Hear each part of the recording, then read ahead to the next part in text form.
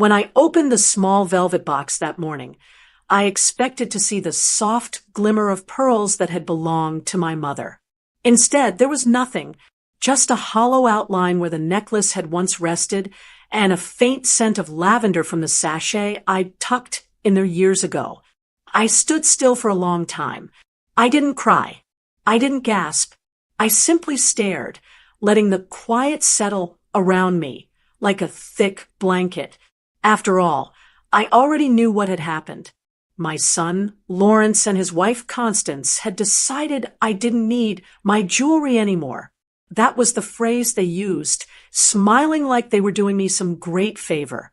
They told me I didn't need jewels anymore. I remember saying to myself, closing the lid with care. I told them they'd soon learn what they really didn't need, my silence. I kept my voice calm because anger wasn't going to help. Anger makes people careless. I've never been careless in my life, and I wasn't about to start now. When you reach my age, you learn that dignity is its own weapon. You learn that people who take advantage of you often depend on your good manners to protect themselves. I walked to the window of my living room and looked out at the dogwood tree Frank planted 30 years ago.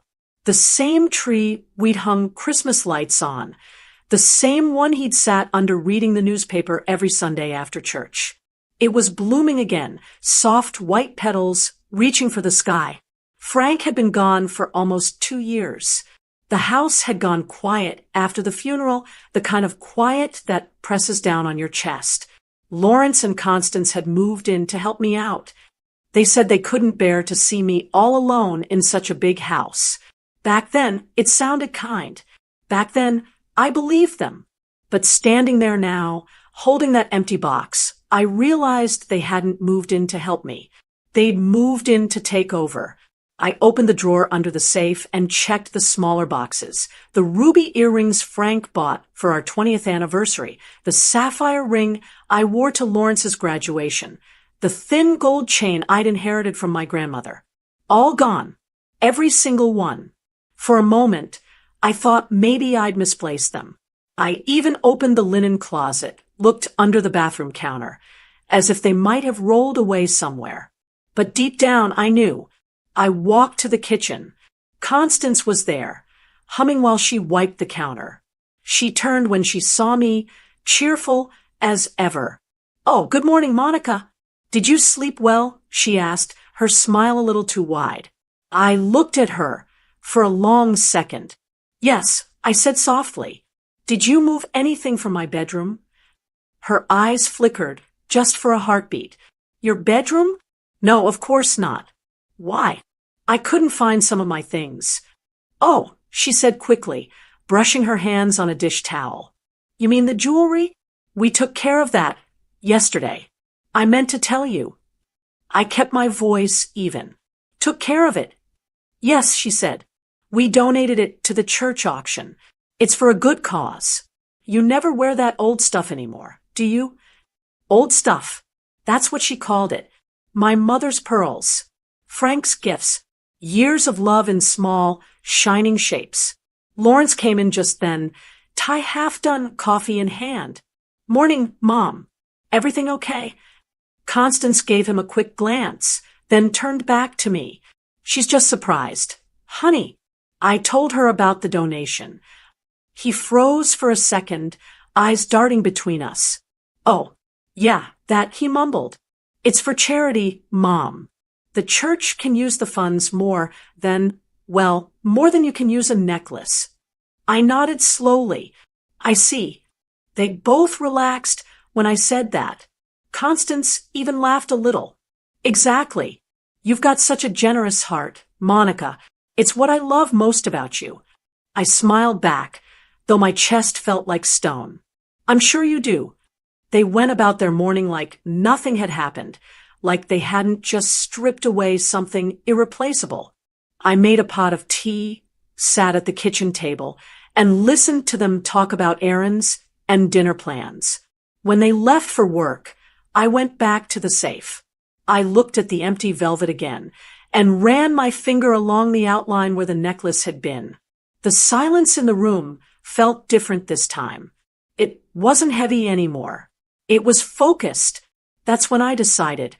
I whispered, locking the safe and turning the key with care. That's when I decided to teach them the most expensive lesson of their lives. I didn't call the police. I didn't shout. I didn't even tell Lydia, my closest friend.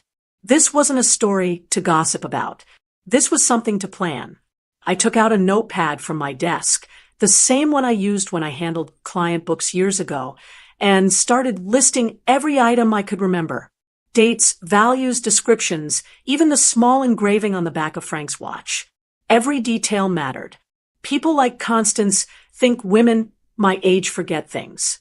What they don't realize is that when you've spent your life balancing numbers to the penny, you don't forget much of anything. When I finished the list, I read over it twice. My handwriting wasn't as neat as it used to be, but it was steady. I placed the notebook in the drawer, locked it, and sat back in my chair. I didn't know how yet, but I knew one thing for sure. I was going to get every single thing back. And when I did, they were going to understand what not needing something really meant. Because I might be old, but I'm not finished. And I never, ever forget the value of what's mine. 18 months earlier, my house didn't feel like a home anymore. After Frank passed, everything felt too quiet. His chair by the window sat empty. His slippers still tucked neatly by the bed. I kept hearing his laugh in the walls, his voice humming old country songs under his breath. But the sound faded a little more each week until the silence started to ache. Lawrence came by often at first. He'd mow the lawn, fix a loose board, eat dinner with me on Sundays. Then one afternoon he said, "Mom, you shouldn't be here by yourself all the time. It's not good for you. You need company." I told him I was fine. I had friends from church, my book club, and neighbors who checked in. But he wouldn't drop it. "Mom, please," he said, "Constance and I have been talking. The house is too big for you, and we could save money if we moved in. You'll have us around, and we'll help you out." It sounded sweet, like a son wanting to take care of his mother. Frank and I had raised him to be responsible. I thought maybe this was him trying to honor that. So I said yes. They moved in a month later. Constance came first with boxes labeled kitchen essentials and organization supplies. She was efficient, I'll give her that. By the end of the first day, my pantry was rearranged, half the food labeled and stacked like a store display. "I just want to make things easier for you," she said. "You'll never have to lift a finger again." It sounded nice at the time. Within a week, she had reorganized my living room. My lace curtains disappeared, replaced by gray blinds. She called it modernizing. My old china set went into storage to free up space. She handled my mail and offered to pay the bills online, since she was already doing hers. "Less stress for you," she said. "You just relax and let us handle the details." I didn't argue. I told myself it was a blessing. The grief had made me tired, and it felt easier to let her take the lead. Lawrence was proud of her. "She's good at this kind of thing, Mom. She keeps everything in order." I smiled and said, "I can see that." But deep down, something about it didn't sit right. A few weeks later, I noticed that my dresser drawers had been sorted. My scarves were folded differently, and the old jewelry boxes on my vanity had been moved. When I mentioned it, Constance laughed. "Oh, I just dusted for you," she said lightly. "You wouldn't believe how much dust collects in there." It wasn't just dusting. I could tell. She'd gone through everything. Still, I didn't push. I told myself she meant well. Grief can make you see problems where there aren't any. That's what I thought. Lawrence started working longer hours, or so he said. I saw him less, and when he was home, he was tired. Constance filled the space between us with her chatter about her job, her yoga class, her plans for spring cleaning. Sometimes I'd walk into the kitchen and find her on the phone with her mother, whispering then laughing quietly when she saw me. "Just family stuff," she'd say. I remember one morning when I came downstairs to find her taking pictures of my living room. She said it was for decorating ideas. Later, I saw those same pictures posted online with a caption, "Helping Mom update her old house. Step 1, declutter and redesign." My house wasn't old. It was lived in. There's a difference. When she first started suggesting changes to the guest room, I thought it was to make space for visitors. Then she said, "Lawrence, and I might as well take that room. The light's better, and we'll be closer to the bathroom. You can move into the smaller one down the hall, easier for you to manage." The smaller room used to be Frank's study. I didn't want to sleep there, but they insisted. "It'll be cozier," Constance said. So I moved. That first night, lying in the narrow bed, I realized something. It wasn't about helping me. It was about control. A few months later, she convinced me to let her handle my doctor appointments so she could keep track of everything. Then she added my pharmacy account to her phone. "Don't worry," she said with that bright smile. "You can trust me." I wanted to. I really did. The more she helped, the less I seemed to do.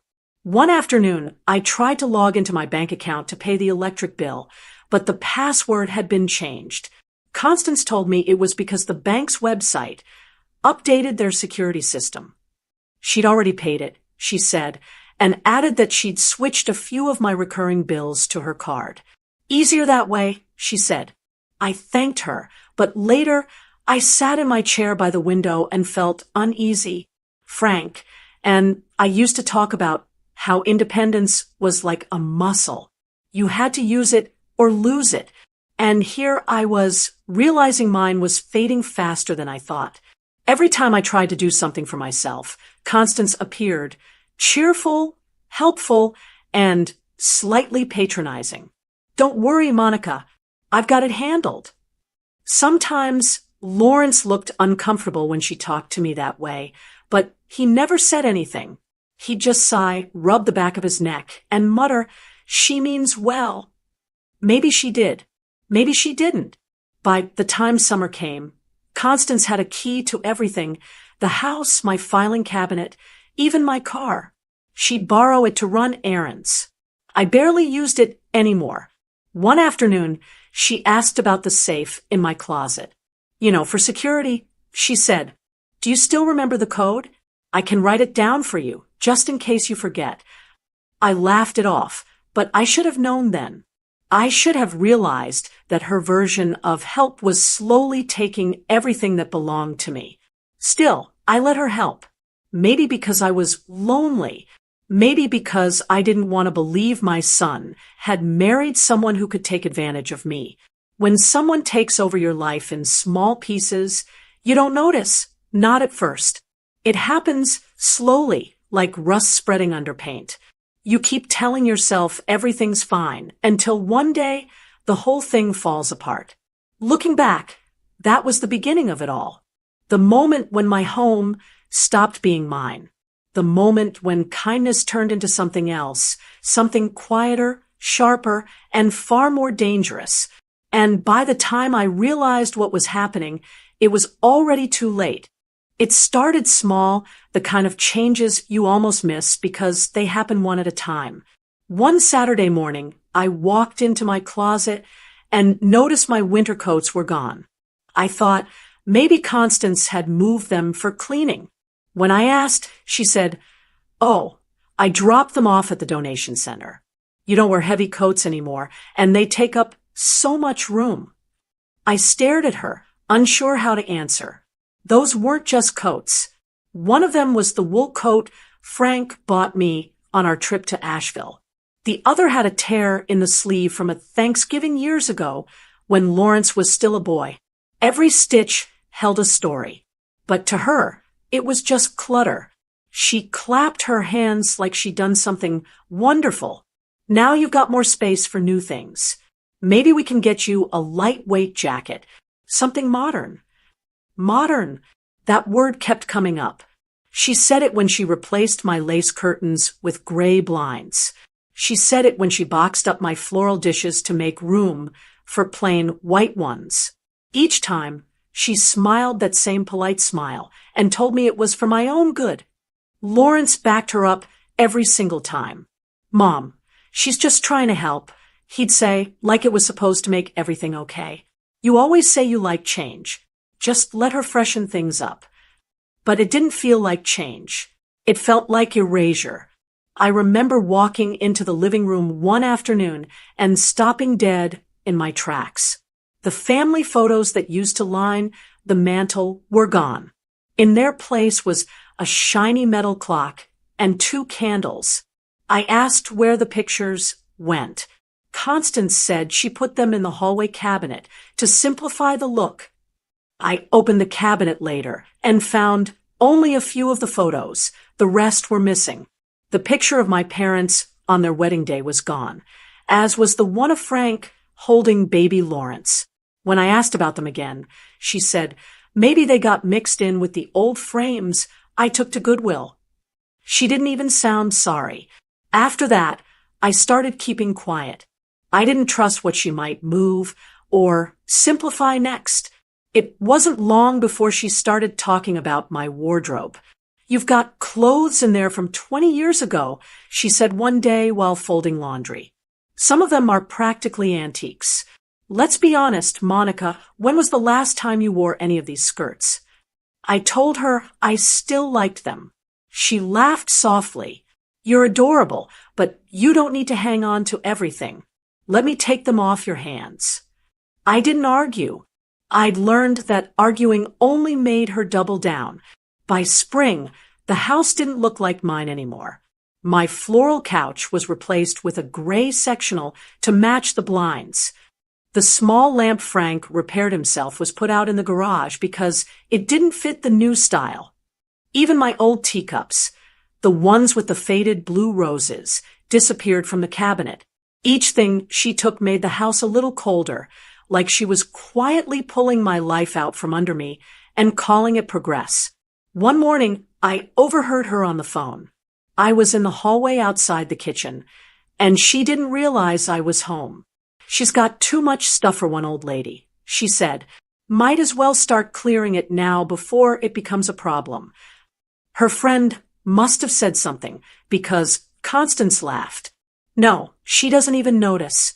Honestly, it's kind of sad. She just lets me handle everything." I stood there with my heart pounding.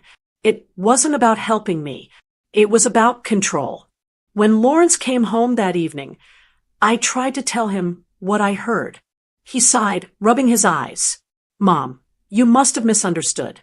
Constance wouldn't say something like that. You're just sensitive. You've been through a lot." Sensitive. That word stung. I looked at him, my only child, and realized I couldn't reach him. He didn't see what was happening right in front of him. Or maybe he did, and didn't want to deal with it. So, I stopped talking about it. Instead, I watched. Constance was clever. She didn't make big moves that people could call out. She made little ones, the kind you could brush off. She'd mention how tired I looked, then offer to handle my bank errands. She'd talk about how confusing technology was, then volunteer to manage my online accounts. "Don't worry, Monica," she'd say. "You can trust me." She said that line so many times that I started to wonder if she was trying to convince herself. I began to notice things missing from drawers, old letters, small trinkets, the silver comb my mother gave me when I turned 18. When I asked about them, she'd tilt her head and smile. "Maybe you misplaced them." I started writing small notes to myself. What was in each drawer? Which shelves had which boxes? Not because I was forgetful, but because I wanted proof that I wasn't losing my mind. A few times, I caught her going through my bedroom while I was in the garden. She'd act startled when I walked in. "Oh, I was just checking the smoke detector," she'd say, holding a duster or some excuse. I didn't believe her, but I pretended to. There's power in pretending. I realized something then. When someone decides to control you, they don't storm in like a thief. They walk in smiling, holding a casserole dish, talking about how much they care. They take little pieces at a time, and you thank them for it. That's how Constance worked. By the time fall came, I hardly recognized my own home. It looked like something out of a furniture catalog, neat, colorless, and cold. She'd even changed the smell of it. My house used to smell like cinnamon and Frank's aftershave. Now it smelled like the citrus cleaner she ordered online in bulk. One evening, I sat in the den and looked around. I tried to find something, anything that still felt like mine. But everything had been touched, moved, or changed. That was when I understood something I should have seen months earlier. Control doesn't always come with shouting or demands.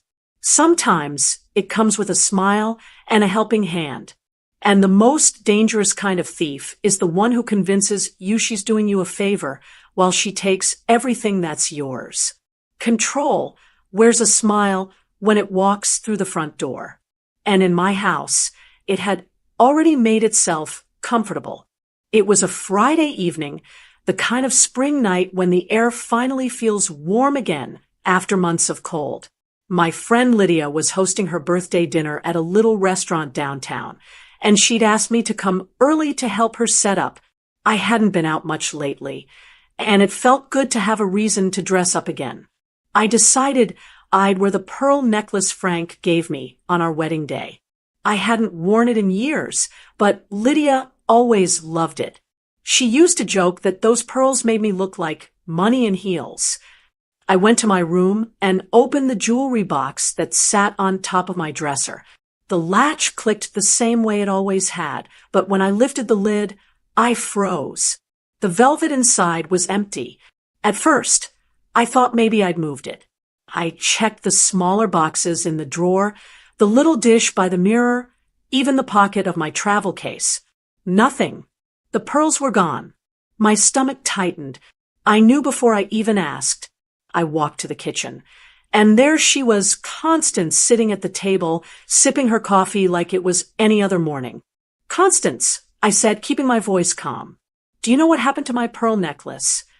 She didn't even look up at first. "Which one?" "The pearls. From my wedding day." "Oh, those."